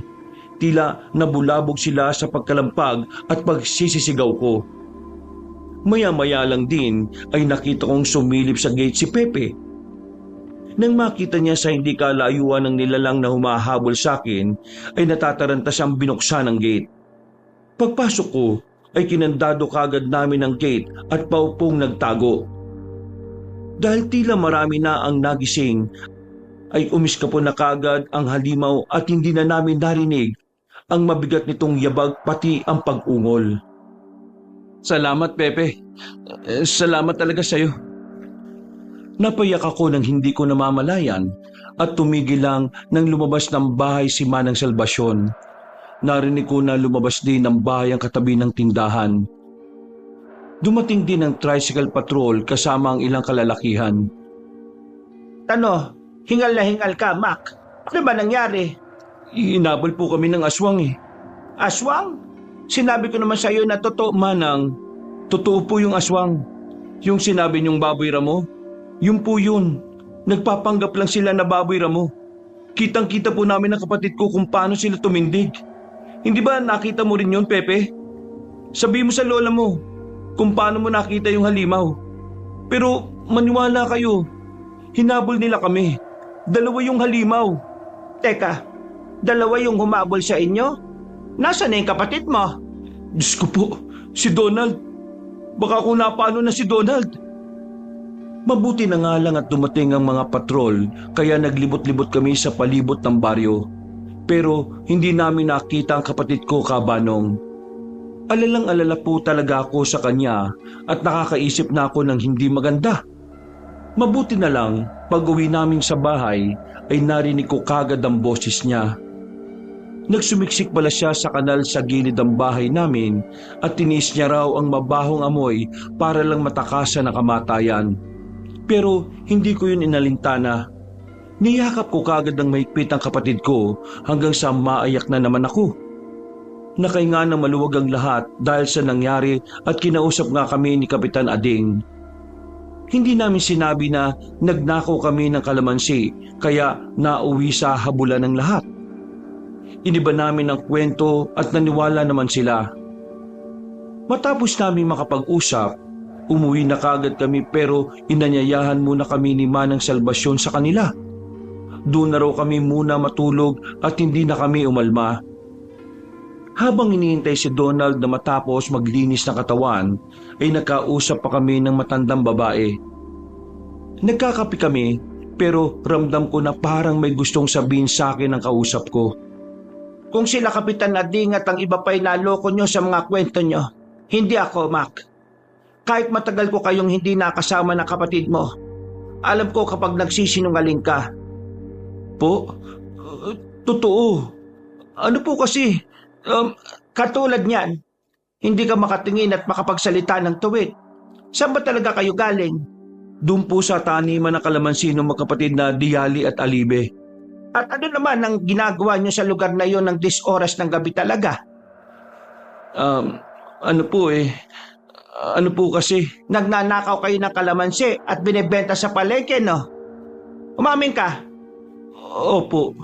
Hindi naman ako galit, pero hindi ko sinasabing tama ang ginawa ninyo. Ikaw ang panganay, dapat maging mabuting halimbawa ka sa kapatid mo. Hindi po ideya ni Kuya yun. Kung tutusin po pinipigilan niya nga ako pero ako ang nagpumilit. Ito lang po kasi naisip kong mabilis na paraan para kumita kami ng pera Kaya nadamay tuloy si Kuya Mac nang dahil sa akin. Katulad noon, nalagay ko na naman sa alanganin ng buhay niya. Hindi na parap magsisihan. Basta wag niyo na lang uulitin ang ginawa niyong yon. Hindi bali na maliit ang kita basta marangalang trabaho at walang ibang tinatapakan na tao. Mas masarap kumain ng pagkain galing sa mabuting paraan. Salamat po, Manang. Salamat po. Sige na, matulog na kayo. Dahil bukas, tutulungan niyo si Pepe na ayusin yung likod ng bahay. Marunong naman kayong mag-construction, hindi ba? Opo. Kung ganun kayo na ang kukunin ko. Matapos ang pag-uusap na yon, hindi rin naman kagad ako nakatulog dahil sa lalim ng iniisip ko patungkol sa nangyari. Nagdasal na lang ako hanggang sa unti-unti ng anuri ng diwa ko papunta sa Karimlan. Mabilis na umugong ang balita sa baryo. Nang malaman ng mga tao na hindi nga ordinaryong baboy ramo kundi isang aswang ang nanlalakay ay mas lalong nangamba ang lahat. Tuwing gabi ay napapansin namin parang laging may nakaaligid sa bahay. Pero kahit na papaano ay meron naman akong ideya na pangontra sa aswang. Mabuting at effective ang asin at bawang na sinasaboy namin sa bakuran. Kaya lang hindi pa rin nawawala ang takot sa amin. Ramdam ko talaga, Kabanong, ang tila kumukumot na takot sa buong lugar lalo na tuwing hapon. 4:00 pa lang nga lang ng hapon malinis na ang plaza. Palagi na rin nagbabantay ang mga tanod at kinauukulan sa amin. Ang ilang kalalakihan din ay nagboluntaryo na katulad ni Donald at hindi ako sang-ayon sa ginawa ng kapatid ko. Alam kong kabayanihan yon pero nakasalalay ang buhay niya kaya ayaw ko talaga. Napagtalunan talaga namin ang pagboboluntaryo niya. Ayaw mo pa rin magpaawat? Pasensya na, Kuya. Alam kong concerned ka talaga sa akin lalo na nung nakainkwento natin yung mga aswang na yon. Pero kailangan ko magboluntaryo Sayang ang laki ng katawan ko kung magtatago lang ako rito sa bahay kapag gabi. At saka mas okay na gamitin ko yung kamao ko laban sa mga aswang na yon. Kesa naman sa pakikipag-away sa iba, di ba? Naiintindihan ko naman yung punto mo. Pero iba yan sa nakakasanayan mong pakikipagsuntukan eh. Kapag naka-encounter ka ng aswang, sigurado kung di ka nun bubuhayin. Bago niya ako mapatay, kuya, uunahan ko na siya. Basta, nag-aalala ko para sa'yo. Para sa inyo. Huwag ka magkalala, kuya. Marami naman kami. Kakausapin nga rin namin yung malaking tao na alibi na yon, na may-ari ng kalamansian. Baka sakali makibahagi sila kapag sinabi ni Kapitan ng tungkol sa nangyayari dito sa bayan. Mas lalo lang ako nag-aalala eh. Malaman pa nun na pinagnanakawan natin sila ng mga tanim. Hindi yan. Saka, tigilan mo na yung pag-aalala, kuya. Napansin lang din ng mga taga rito sa atin na wala pang napabalita na pinatay na tao ng mga aswang na yun. Ibig sabihin, malaki ang posibilidad na hayop lang talaga ang kinakain nila. Oo nga no. Pero nakakakaba pa rin eh. Basta mag-iingat ka. Mag-iingat kayo ni Pepe. Ang alam ko, nagboluntaryo rin siya eh. Pagkatapos ng pag-uusap namin magkapatid, ay nagpaalam na siya. May meeting daw kasi sila sa barangay hall para pag-usapan ang gagawin mamayang gabi. Meron din daw darating na isang ginoo na merong alam patungkol sa mga aswang at kung paano sila lalabanan. Dahil maaga-aga pa naman at wala akong magawa kaya lumabas muna ako ng bahay. Hanggang sa mapadpad ako sa taniman ng kalamansi. Hindi ko alam kung paano ako dinala ng mga paa ko roon. Parang wala kasi ako sa wisyo at napagtanto ko na lang nang makita ko sina Diyali at Alibi. Napahinto ko saglit dahil nakatingin sila pareho sa akin. Yung tingin na para akong lalamunin ng buhay. Kaya kahit mga mukha silang artistahin ay ilag na ilag talaga ako at kabang-kaba sa hindi ko rin malamang dahilan. Dahil din tuloy doon ay naglakad na ako palayo pero natigilan din kagad matapos nila akong tawagin. Ano yun? May kailangan ka ba sa amin ng kapatid ko? Ano kasi? Ay, oo. Kasi ano ko ba sasabihin? Ano kasi, may ideya naman siguro kayo sa nangyayari sa baryo, di ba? Ay, ideya na ano? Yung meron kasing pag-alagala na mabangis na hayop na nagpapanggap lang pala na mabangis na hayop pero ang totoo aswang yon. Matagal na rin sila na nandito eh. Sabi ng mga taga-baryo kaya sa tingin ko may ideya na talaga kayo. Sa aswang? Oo, kaya palaging nakakatipon yung mga taga-baryo lalo na paggabi para mahuli na yung mga yon. Sa palagay ko malaking tulong lalo na kung sasama si Sir Alibi. Kasi matipuno siya at pwedeng-pwede talaga siya ron. Dalawa kasi silang aswang na nagpapanggap na baboy ramo. Paano mo nalaman na dalawa yung aswang na nagpapanggap na baboy ramo? Kasi, hinabol kami nung nakaraan pa. Dalawa kami ng kapatid ko. 10 oras na ng gabi yun. Bakit nasa labas pa kayo ng 10 oras ng gabi ng kapatid mo? Ha? Kasi? Kasi, kayo yung magnanakaw ng mga tanim naming kalamansi. Ha? Hindi. Anong hindi? Nagulat ka ba kung paano namin nalaman, ha? Akala niyo siguro magkapatid. Hindi namin napapansin, Ang lakas ng loob niyong pumunta rito at kunwaring hihingi ng tulong. Pero ang totoo nagmamatsyag ka lang sa amin kung paano niyo ulit kami nanakawan. Hindi totoo yan. Yun lang talagang pinunta ko rito. Huwag ka na magmaang-maangan. Gusto mong ipakita ko sa iyo kung paano namin nalaman na kayo yun? Tama na yan, Alibi. At ikaw lalaki, huwag ka nang babalik dito. Dahil sa oras na magnakaw pa ulit kayo ng mga kalamansi, sa susunod na pagkikita natin hindi lang kayo hihingalin sa pagtakbo. Sisiguraduhin na talaga namin hindi na kayo sisikatan ng araw. Narinig mo sinabi ni Ate Diali. Alis na. O gusto mo pa yatang makita kung paano kami magalit ulit Hindi na ako nagsalita pa kabanong. Tumalikod na ako at patakbong lumayo sa lugar na yon. Pagdating sa mapunong daanan ay napahinto ko saglit at tumawak sa isang puno. Napansin ko na ang nahawakan ko ay ang puno na kung saan hinampas noong nakaraang hating gabi nung aswang na nakaengkwentro namin. Ay naalala ko bigla ang sinabi kanina ng magkapatid sa akin. Hanggang sa bigla kong mapagtanto ang isang bagay dahilan para lumaki ang mga mata ko. Huwag ka na magmangmangan. Gusto mo ipakita ko sa iyo kung paano namin nalaman na kayo yun? At ikaw lalaki, huwag ka nang babalik dito. Dahil sa oras na magnakaw pa ulit kayo ng mga kalamansi, sa susunod na pagkikita natin, hindi lang kayo hihingalin sa pagtakbo. Sisiguraduhin na talaga namin na hindi na kayo sisikatan pa ng araw. Sila nga yun. Sila yung mga aswang na nagpapanggap na baboy ramo. Nang ma-realize ko mga bagay na yon, Kabanong, ay tumakbo kagad ako pa uwi ng bahay. Sakto na kauwi lang din ni Donald at may mga dala siyang bag, pati patalim at net. Oh, bakit para ka nakakita ng multo, kuya? Ay, siya nga pala. Ang husay nung kakilala ni Kapitan Ading. Ang dami niyang talagang alam sa mga aswang. Ang sabi niya sa amin yung pangalan daw nung aswang ay Harimodon. Nagpapalitan niyo talaga sila ng baboy ramo at delikado raw ang laway nila. Kaya dapat mag-ingat kami ron. Kilala ko na kung sino yung mga aswang na yun. Ha? Talaga? Sino? Hindi ka maniniwala sa sasabihin ko. Yung magkapatid na may-ari ng taniman ng kalamansi. Anong meron sa kanila? Anong kinalaman nila sa sinasabi mong aswang? Sila yung aswang. Ha? Sigurado ka, kuya? Oo, galing ako dun kanina. At hikayatin ko sana si Alibi na makiisa sa pagboboluntaryo katulad nyo.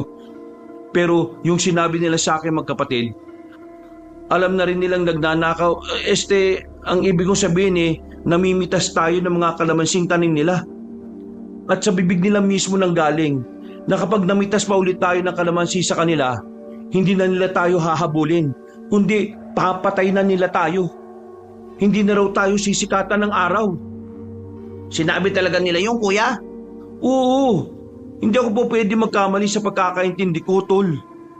Pero sabi nung inimbitahan ni Kapitan Ading kanina, yung nagbigay sa amin ng mga sandatang ito at nagturo ng mga gagawin, takot daw ang mga aswang sa kalamansi asin at bawang, pati yung dahon ng talumpunay at buhanging itim na may orasyon at basbas.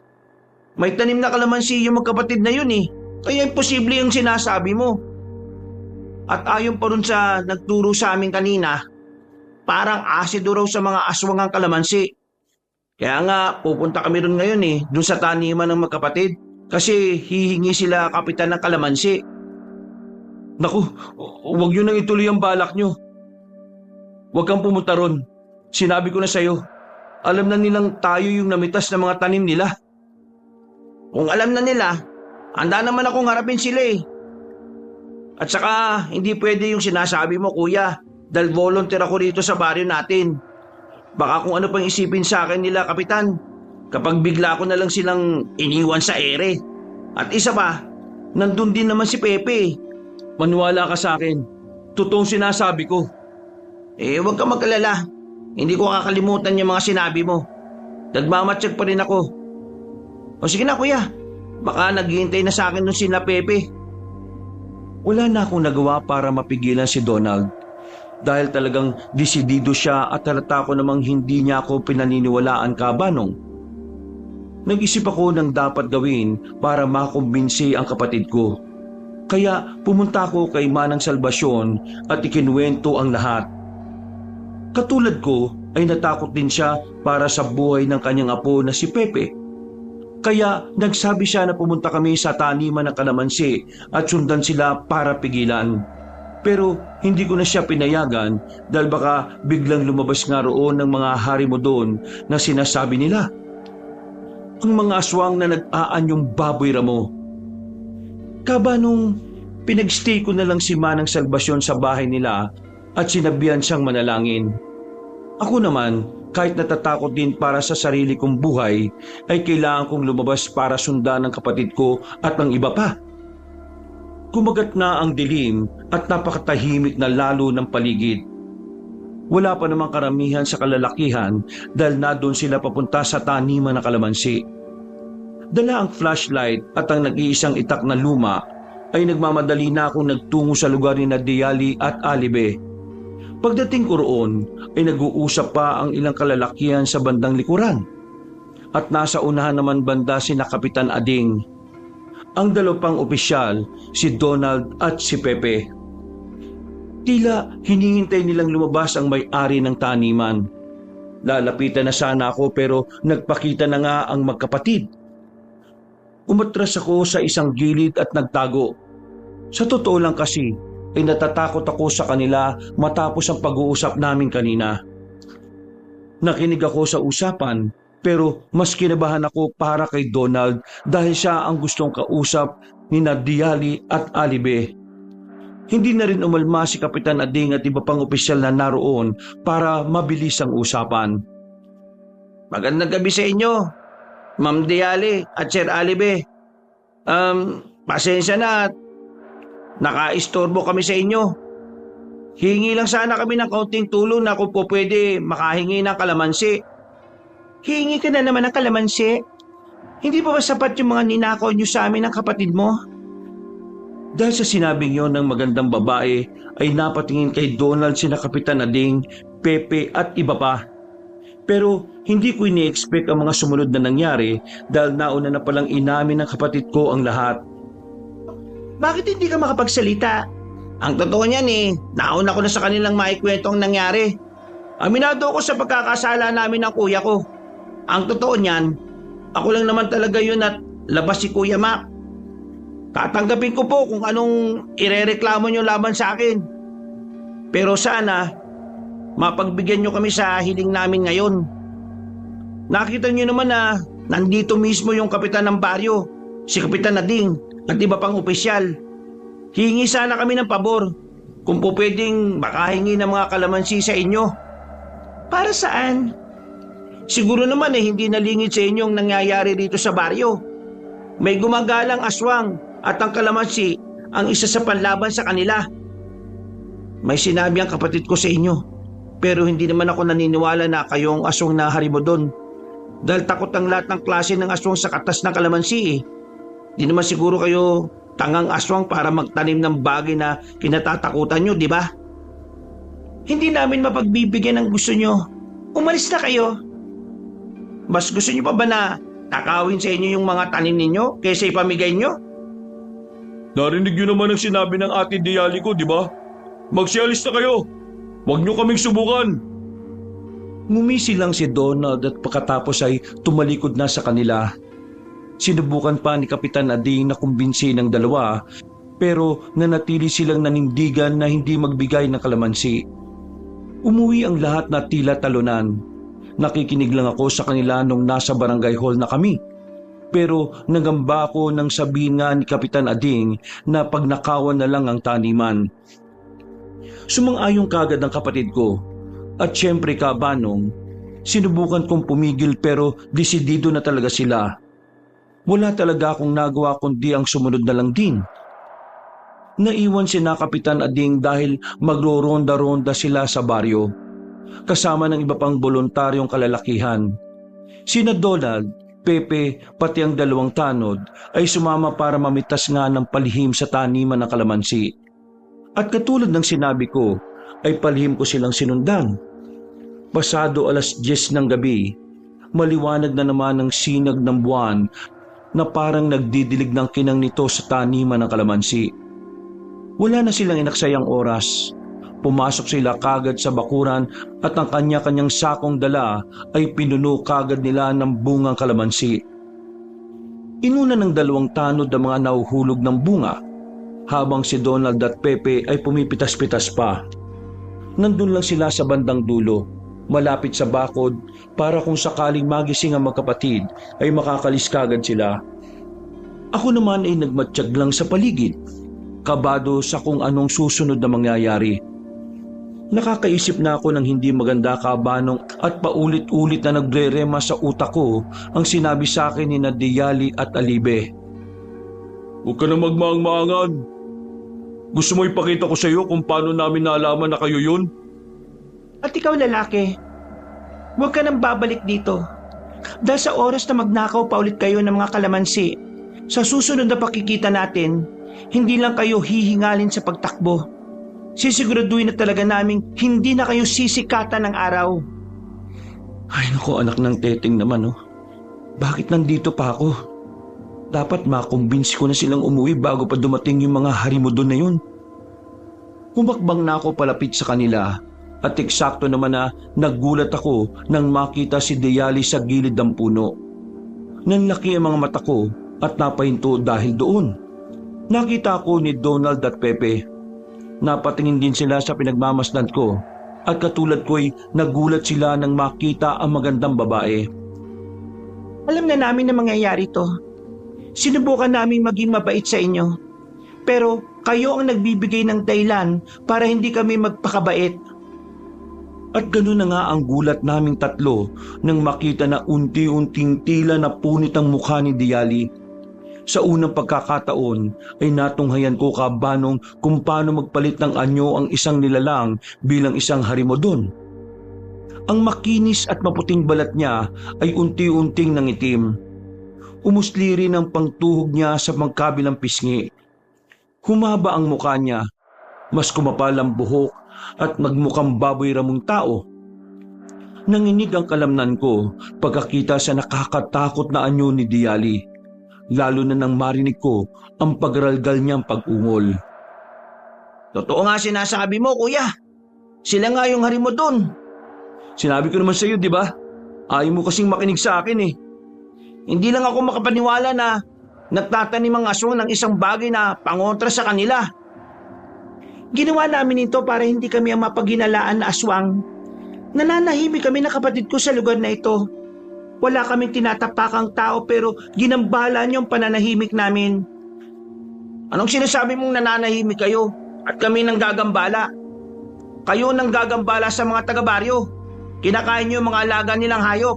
Aso, pusa, kalabaw, kambing, baka, manok. At kahit ibon, hindi nyo pinapalampas eh. Ngayon, sabihin mo, sino nang gagambala? Kayo, di ba? Mga salot kayong aswang. Hindi naman kami pumapatay ng tao. Pero buhay pa rin ang pinag-uusapan. Ang hayop, kahit mga hayop sila, meron pa rin silang buhay. Bakit hindi na lang hayop ang inalagaan nyo? At paramihin para meron kayo makain? Kaysa kalamansi na hindi nyo naman ipinamimigay at hinahayaan lang na mabulok. Huwag mo kaming pangunahan. Wala kayong alam sa amin. Dahil sa ginawa nyong ito, na sinira nyo ang pananahimik namin, magbabayad kayong lahat. Ilang saglit pa nga, nakarinig kami ng tila tugon ng ungol na yon. Napalingon kami sa gitnang bahagi ng taniman ng kalamansi. Doon kasi nanggaling ang isa pang pagaralgal na pag-ungol. Maya-maya pa nga ay naggalawan na ang mga puno ng kalamansi na parang may dumaraan o tumatakbo roon. Narinig ko na nga ang mabibigat na yabag kaya mas natakot ako. Donald, Pepe, umalis na kayo dyan! Tumakbo na nga sila dala ang sakong may laman ng mga kalamansi. Paglabas nila ng bakod, lumingon kaming tatlo sa dalawang tanod. At doon namin nakita ang malaking harimodon na nasisiguro kong si Alibe. Pinipilit nyo talaga kami gumawa ng hindi maganda ha? Sige, pagbibigyan ko kayo! Hinawakan niya sa ulo ang isang tanod habang ang isa ay nakatakbo papunta sa amin. Nagkakakawag ang tanod na yon at pinili na kumawala. Kaya lang ay mas pinigapan ni Alibe ang ulo niya. Nakita naming may tumagas na dugo at base na rin sa pagmamakaawa ng tanod ay sakit na talaga siya sa ginagawa ng aswang.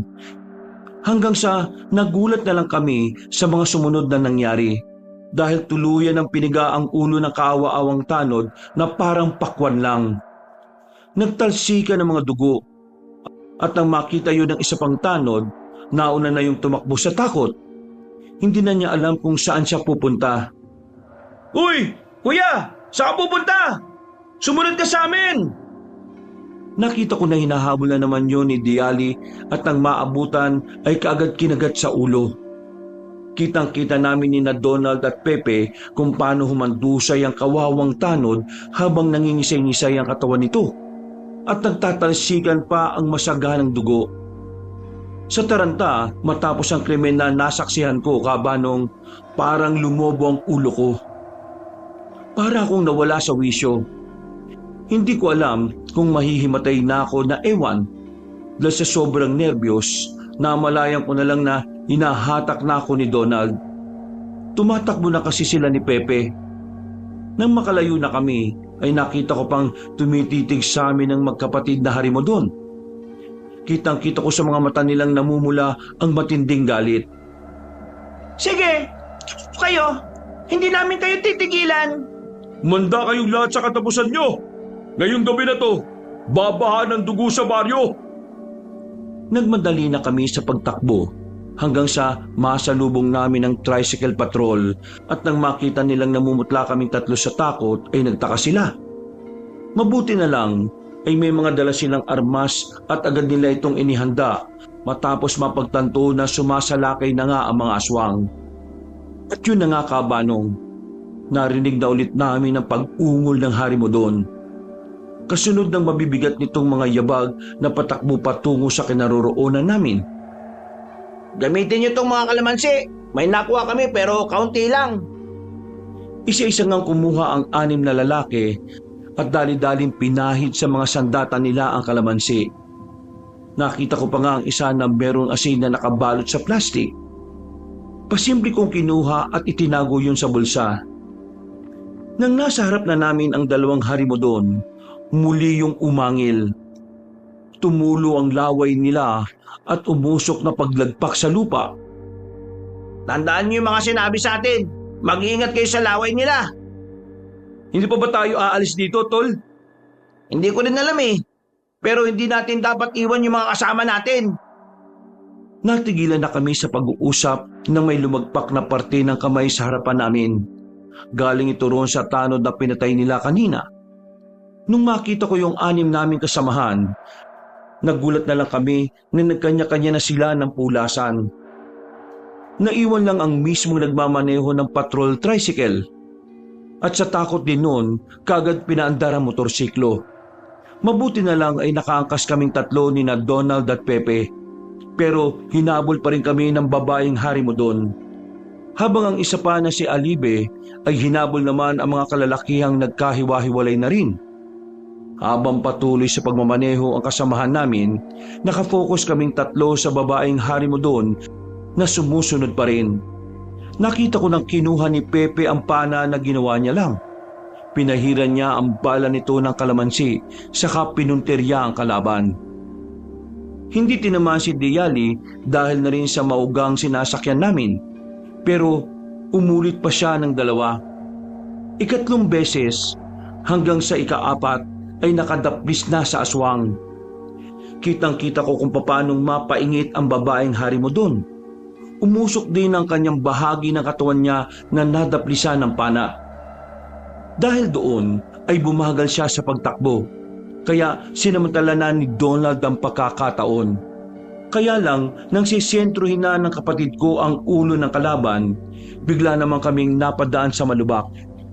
Kamuntikan pa kaming mahulog na 3. Mabuti na lang ay nakakapit kaagad ako at nahawakan na rin sina Donald at Pepe. Pagtingin namin sa kinaroroonan ng aswang ay wala na turoon. Saan na napunta yun? Huwag kayong magpakampante. Magmatsyag kayong mga kasama. Bago pa namin matapos ang pagsasalita, ay nagulat na lang kami nang marinig ang pag-ungol niyang pagaralgal sa bandang kanan. Pagtingin namin lahat doon, ay unang kumislap ang namumuli niyang mga mata. Mabilis ang mga sumunod na pangyayari, Kabanong. Sa isang kisap mata nga lang ay nagulat na lang kami dahil nabundol na niya ang sinasakyan naming tricycle. Tumalsik kaming 4 at nagpagulong-gulong sa lupa. Pagtingala ko ay nakita ko yung tricycle na sumabit sa mayabong na puno sa lakas ng pagkakabundol. Tumagas din ang gaas nito kaya napaisip ako ng paraan. Mapalad na lang din dahil sa mismong tapat ko nagkahalat ang mga gamit ni Pepe. Hinanap ko kagad ang lighter niya. Siya lang naman kasi ang nagsisigarilyo sa amin at lagi siyang may dalang ganon. Nang makita ko, sinindihan ko kagad yon at hinagis doon sa tumatagas na gaas. Sakto na pasugod na ulit sa amin si Diali nang kumalit ang apoy at tuluyang nagliyab ang tricycle pati ang puno. Donald! Pepe! Kuyang driver! Takbo na, bilis! Iika-ika kaming tumakbo palayo ron sa apoy, habang si Diali ay galit na galit. Ilang segundo lang ay bigla na yung sumabog. Malakas yun at sigurado kaming narinig ng mga taga-baryo ito. Pero hindi kami nagstay doon dahil hindi naman kami sigurado kung napatay nga ba namin o hindi ang babaeng hari mo doon. Habang tumatakbo kami sa pinangyarihan ng pagsabog ay nakarinig na naman kami ng malakas na pag-angil. Sigurado kaming boses to ni Diali kaya nagpatuloy pa kami. Sinagad niyo talaga ang pasensya ko. Mamamatay kayong lahat! Bilisan nyo! Kung ayaw nyo maabutan tayo ng halimaw na yun! Hindi kayo makakawala sa akin! Nagulat ako nang biglang lumundag sa harapan namin si Diali. Pero mas lalo kong nagulat nang makitang itsura niya. Sunog ang kalahating mukha niya at umaapoy pa nga ang iba pang parte ng katawan niya. Putol din ang isa niyang panuhog sa bandang kaliwa at makikita nga ring tila nanghihina na siya. Pero ramdam ko pa rin ang galit at bagsik ng isang hari mo doon. Kaya hindi pa rin kami nagpakampante, Kabanong. Uubusin namin kayong lahat! Anong pinagsasasabi mong uubusin? Kayo ang mauubos! Kayo ang mamamatay! Pepe! Ngayon na! Bilis! Pagtingin ko kay Pepe, nakita kong nakatutok na ang pana niya sa aswang. Mabilis niya yung kinalabit at tumama na nga sa hita ni Diali. Sumigaw ang hari mo doon. Sobrang lakas na talaga namang nakakabingi, Kabanong. Napatakip talaga ako ng tenga pero nanatili akong nakatingin sa halimaw. Nang sinubukan pa nitong sumalakay ay muling pumana si Pepe at tinama nito sa tiyan. Umusok yun at talagang nagwala sa sakit ang kalaban. Mas lalo kaming naingayat. Habang sumasalakay na ulit yun, nang papanain pa ulit ni Pepe ay napansin niyang ubos na nga ang pana. Tumakbo siya at tumahabol ang aswang. Pero bago pa siya maabutan ay sumaklolo si Donald. Kitang-kita ko ang galit sa mukha ng nakababata kong kapatid, Kabanong. Buong puwersa niyang tinaga ang matigas na buntot ng aswang at naputol yun at umusok na parang nalulusaw. Mas lalong nagwala sa sakit si Diali hanggang sa umatras ito at nagsisisigaw na parabang nagtatawag ng kung sino. Nang maintindihan ko yun, ay binalingan ko sina Donald at Pepe. Huwag niyo siyang hayaan makasigaw. Tinatawag niya si Alibe. Bilisan niyo! Patayin niyo na siya! Nagulat ako dahil umaksyon ng tricycle driver. Yung sako ng kalamansi ay pinagpipipigan niya at sinaboy sa mukha ni Diali. Dahil doon ay umusok ang mukha ng aswang at tila nalusaw na parang asido. Galit na galit yon sa sakit pero wala siyang magawa. Sinamantala na nga ni na Donald at Pepe ang pagkakataon. Lumapit sila sa nanghihinang aswang. Ako naman ay nagbatsyag na sa paligid hanggang sa makita ko sa hindi kalayuan si Alibe. Galit na galit siya at mabilis na tumatakbo palayo sa amin. Donald! Pepe! Kuyang driver! Lumayo na kayo sa kanya! Nandiyan na yung isa pang hari mo doon! Tumakbo na tayo! Bilis! Ganun na nga ang ginawa naming apat. Tumakbo kami palayo at nagtago habang nananatiling nakamatsyag sa mga hari mo doon. Ang totoo niyan ay gusto nang umatake ni na Donald at Pepe pero pinigilan ko sila. Mahirapan kasi kami kung dalawang hari mo doon ng kalaban. Kuya, hayaan mo na kaming sumugod. Nangihina na sila pareho oh. Kayang-kaya na namin sila ni Pepe. Wag muna, hintayin natin yung iba. Sigurado kung papunta na rito si na Kapitan Ading, pati yung iba. Paano mo naman nasiguro yun? Malamang narinig na nila yung pagsabog. Maghintay lang tayo ng kaunti hanggang sa dumating sila. Eh paano kung hindi sila dumating? Baka makatakas pa yung mga yan at makabawi pa ng lakas. Kaya hayaan mo na kami. Nandiyan na sila, tingnan mo oh. Pagtingin namin sa kinaroroonan ng mga harimo doon ay naroon na nga sina Kapitan Ading at ang iba pang mga kalalakihan. Sila na ang naunang sumalakay kaya lumabas na ulit kami sa pinagtataguan namin. Nang makita kami ni Alibe, naramdaman ko kagad na matindi niyang galit. Alam ko sa sarili ko na sa amin siya ni Donald galit na galit. Kaya dumistansya na rin ako bilang paghahanda sakaling kami ang una niyang salakayin.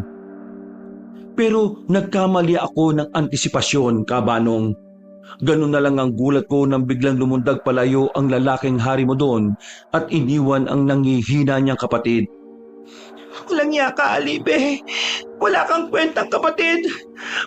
Ko iniwan dito. Papatayin din kita kapag nakatakas ako dito. Sa tingin mo, patatakasin ka namin? Hindi ka na mabubuhay, aswang ka! Tingnan natin. Isang saboy pa lang sa katawan ni Diali ng katas na kalamansi ay halos nagkikikisay na siya sa sakit. Mas lalong nanghina ang babaeng aswang kaya napalagay na ang loob ko kahit papaano. Mga walang iya kayo. Mga walang iya kayo lahat. Kapitan Ading, kayo na pong bahala sa aswang na yan ha. Hahabulin pa namin yung isa bago pa po makalayo yun. Ano bang sinasabi mo, Donald? Hibang ka na ba? Hayaan mo na sila ang humabol doon. Kuya, pagbabayarin natin ang aswang na yun. Gusto ko nga ako mismo makapatay sa kanya. Diyos ko naman oh. O sige, sasama ako. Tumakbo na nga kagad kami ni na Donald, Pepe at ng iba pang 3 kalalakihan. Hinabol nga namin si Alibe hanggang sa masundan namin siya sa mismong taniman nila ng kalamansi. Nakatayo lang siya roon sa tapat ng main entrance at tila naghihintay din sa amin. Nagtaka naman ako at naisip na meron siyang pinaplano. Hanggang sa maging tama nga ang hinala ko dahil may 5 lalaki na lumabas mula sa loob ng taniman. Sila yung 5 lalaki kanina kasama ni Manong Patrol Tricycle Driver pero iba na ang itsura nila. Namumula na rin ang mga mata. May maliliit na itim na ugat sa bandang leeg, magkabilang sentido at sa dulo ng daliri sa kamay. Pati sa itsura nila ay hindi yun normal. Para na rin silang magiging aswang anumang oras. Ano mga yan? Anong ginagawa mo sa kanila? Maganda kayo lahat, mga kasama. Sinabi na sa atin ng tungkol dyan. Malamang nagamitan na sila ng laway ng walang yang aswang na yan. Huwag niyong sasaktan ng mga taong yan. Pero mag-ingat din kayo kung ayaw niyong matulad sa kanila. Mahusay at may alam ka rin pala kahit papaano sa mga kalakaran ng mga aswang. Wala akong pakialam sa iyo. Ngayong gabi na to, patatapos na ang kasamaan ninyo at pag-aasik ng gulo dito sa baryo namin. Ibabalik namin kayo sa impyerno. Tignan natin. Hindi ako katulad ng ating Diali ko na mahina. Ibahin niyo ako. Tama ng satsat at sumugod ka na lang kung talagang mas malakas ka sa kapatid mo. Tanga ba ako o uto-uto para gawin yun? Kaya ko nga niyanggaw ang mga kasamahan yung yan eh. Sige, mga bago kong alagad. Sugurin niyo na yung mga yan. Patayin at ibigay sa akin ang mga katawan. Pag-alis ni Alibi ay parang mga papit na sumalakay kagad sa amin ng mga kalalakihan. Wala naman kaming nagawa dahil mga normal na tao sila kung tutuusin na parang sumusunod lang sa utos. Nakita ko pa nga yung iba na umiiyak dahil hindi raw nila makontrol yung boses sa utak nila. Habang patuloy ang pagpigil at pag-iwas namin sa mga kalalakihang nayanggaw at parang wala sa sarili, nakaisip kami ng paraan ni Donald. Sinenyasan namin si Pepe na sumunod sa aming magkapatid. Habang ang iba'y abala sa pakikipagsagupa. Eksakto rin na dumating si Manong Patrol Tricycle Driver at sumunod sa amin. Sinundan namin si Alibe sa loob ng magara nilang bahay.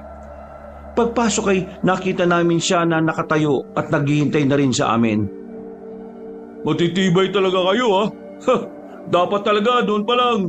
Hindi na ako nakinig kay Ate Diali. Nung unang makita ko kayo rito sa baryo, dapat talaga ginawa ko na rin kayo mga alagad ko eh. Dapat niyanggaw ko na kayo o kaya pinatay. Kahit niyanggaw mo pa kami, Hindi kami basta-basta mahuhulog sa patibong mo, no? Ha! Tignan natin kung totoo yung sinasabi mo. Nakapag-desisyon ako. Nagagawin ko kayong alipin. Dumura siya sa palad at saka yun pinakita sa amin kung paano kumukulo at umuusok. Naging alerto kami ni Donald habang sina Pepe at Manong driver na nagtatago sa gilid ng bandang likod. Umikot kasi sila kanina habang kami ng kapatid ko ay dumaraan sa harapan. Kailangan nyo lang malunok itong laway ko at sa isang iglap, mga alagad ko na kayo. Bago mo'y palunok sa amin yan, ikaw muna lumunok ng katas ng kalamansi. Kuya at mga kasama, tara na! Sige, tara na! Sabay-sabay nga kaming sumugod at tila hindi yun inaasahan ni Alibe. Nakita kong nagulat siya pagkakita sa likuran kay Pepe at Manong driver. Naiwasan niya ang pagbato namin ni Donald ng katas ng kalamansi, pero hindi niya naiwasan ang mga kasama namin. Tinamaan siya ni Pepe sa kanang hita kaya napaitad siya, habang si Manong driver ay sa kaliwang balikat siya napuruhan. Parang nalusaw ang balat niya sa mga bahaging yon. Napatras siya at sinubukang ibalanse ang kanyang sarili, pero umaksyon na kagad kami ni Donald. Bumunot ako sa bulsa at nang makita ang asin na sinuksok ko roon kanina, hinagis ko kagad ito sa mukha niya. Napasigaw siya sa sakit at nanggalaiti sa galit. Pero sumunod pa sa pag-atake si Donald na pinagsasasapak siya sa mukha. Pinigilan ko ang kapatid kong naniningil dahil may nawawala na naman siyang katwiran. Isa pa, natatakot din ako na baka madali siya ng laway. Pagkatras ay binunot kagad ni Donald ang itak. Nagsaboy ulit sina Pepe at Manong driver nang natitira nilang katas ng kalamansi. At ako naman ay umabante na itulak ang kalaban na nagbabalak pang makatayo. Nang matumba to, ay saka ako bumaling sa nakababata kong kapatid. Donald, bilis na! Mamamatay ka ng halimaw ka! Palundag na tumalo ng kapatid ko. Pagkatapos ay sinaksak niya sa dibdib ang itak na hawak.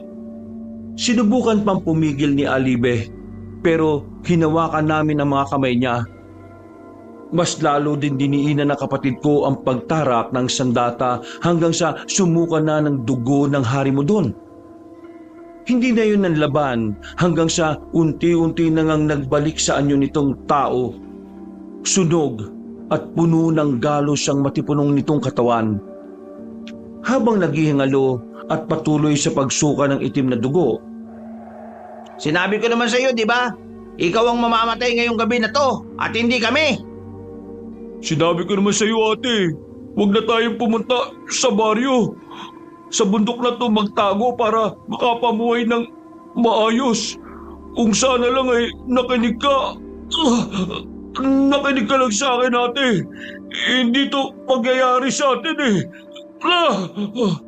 Pero nangyari na. Ate, yung mga kalamansi. Pagkasabi niyang yun, ay unti-unting tumigil ang kanyang paghinga. Nakita pa nga namin na may kakarampot na luhang tumaga sa magkabila niyang mata hanggang sa tuluyan na nga siyang mawala ng buhay. Sa isang iglap ay nagulat na lang kami dahil biglang nagsaabo na ang katawan ni Alebe. At ayong kina Kapitan Ading, ganun din ang nangyari sa katawan ni Diali.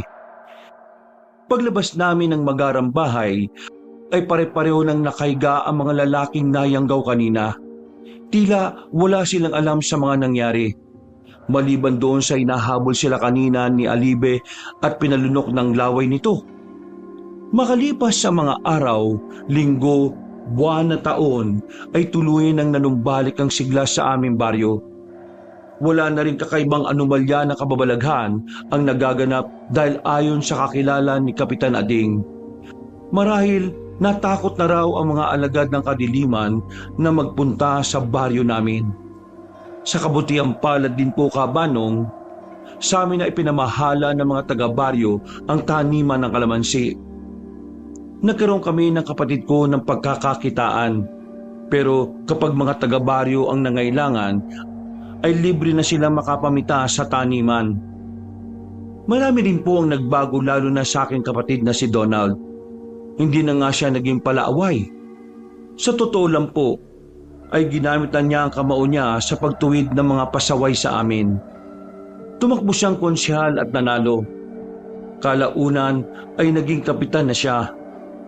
Masaya ang puso ko dahil tuluyan niya nang natabunan ang madilim niyang nakaraan at nagpapasalamat ako sa karanasan namin yon. Ito nga ang isa sa naging daan ng Diyos para tuluyan siyang magbago maging ang aming buhay. Maraming salamat mga kayanggaw, mga kabangers at sa lahat ng supporters. Ito po ang aming simpleng kwento na nawa ay meron din kayong nakuhang aral. Katulad sa kwento ng iba.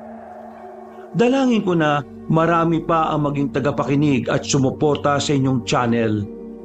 Kabanong, ako po ulit si Mac, isang certified kabangers. May the Lord bless us all. Mga kabangers, mga kayanggaw, bago tayo magtapos ay magpapasalamat po sana muli ako sa inyo sa pagsubaybay nyo sa bagong kwento natin ngayong araw na ito. Kung medyo nabitin po kayo ay sana bisitahin nyo po yung iba nating mga channel. Ang Pamela Clamil channel na nagnanarita ko bilang si Lolo Pael at minsan ako si Kabanong. Bisitahin nyo rin po yung bagong-bago nating channel na Kabanong version 2.0 kung saan meron na pong moving images doon.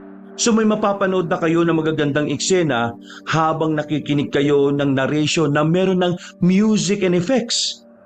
Kaya mas pinaganda po ito mga kabangers. Huwag niyo pong kalimutan na mag-subscribe sa channel na yon para makasama kayo sa first 100,000 subscriber ng Kabanong version 2.0. Ilalagay rin namin sa pin comment ang mga link ng mga nasabing channel para mas madali po ninyo itong mahanap. Asahan ko kayo mga kabangers. Wakas!